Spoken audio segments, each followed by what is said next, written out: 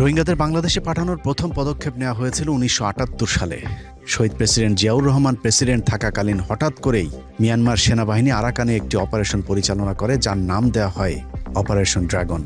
সেনাবাহিনী সেই অপারেশনে প্রায় ৫ লাখেরও বেশি রোহিঙ্গা মুসলমান মিয়ানমার থেকে জীবন বাঁচাতে বাংলাদেশে চলে এসেছিল। প্রেসিডেন্ট জিয়াউর রহমান তাৎক্ষণিক মিয়ানমার প্রেসিডেন্টকে রোহিঙ্গাদের ফেরত নেওয়ার দাবি জানান। উত্তরে মিয়ানমার সরকার রোহিঙ্গাদের বাংলাদেশি নাগরিক দাবি করে তাদেরকে ফেরত নিতে অস্বীকৃতি জানালে জিয়াউর রহমান হুমকি দিয়ে মিয়ানমার সরকারকে বলেছিলেন, অনতিবিলম্বে রোহিঙ্গাদের ফেরত না নিলে মিয়ানমার থেকে আসার সকল রোহিঙ্গা মুসলমানদেরকে প্রশিক্ষণ দিয়ে অস্ত্রসহ আবারও মিয়ানমারে পাঠানো হবে। তারপর তারাই সিদ্ধান্ত নেবে রোহিঙ্গারা আরাকানে থাকবে নাকি বাংলাদেশে। বাংলাদেশ সরকারের এমন সিদ্ধান্তের পর সীমান্তে উত্তেজনা দেখা দেয়।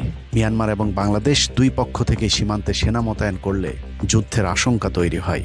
মিয়ানমার বাংলাদেশ সীমান্ত থেকে আমাদের সেনাবাহিনী সরিয়ে নেওয়ার দাবি করলেও বাংলাদেশ তা মানেনি। বাংলাদেশের পক্ষ থেকে অনড় অবস্থানে থাকলে মিয়ানমার সরকার যুক্তরাজ্য এবং যুক্তরাষ্ট্রের রাষ্ট্রদূতের মাধ্যমে সেনা সরিয়ে নেওয়ার জন্য বাংলাদেশকে প্রস্তাব দেয়। পশ্চিমা দুই শক্তিশালী রাষ্ট্রের মধ্যস্থতায় রোহিঙ্গাদের নিজ দেশে ফেরত নেওয়ার শর্তে সীমান্ত থেকে সেনা ফিরিয়ে আনতে রাজি হয় বাংলাদেশ সরকার।